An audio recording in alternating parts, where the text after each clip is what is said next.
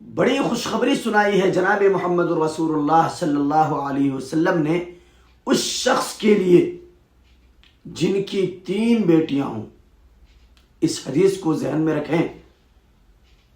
آقا علیہ الصلوۃ والسلام نے فرمایا کہ جس شخص کی 3 بیٹیاں ہوں، اللہ نے 3 بیٹیوں سے نوازا ہے اور وہ اس کی اچھی پرورش کرتا ہے، بہترین تعلیم دیتا ہے، اچھے سے دیکھ ریکھ کرتا ہے، اور اچھے سے دیکھ ریکھ کر کے، اچھی تعلیم دے کر کے، اچھی تربیت کر کے اسے کہیں اچھی جگہ پہ ان کا رشتہ کر دیتا ہے، اس کی شادی کر دیتا ہے۔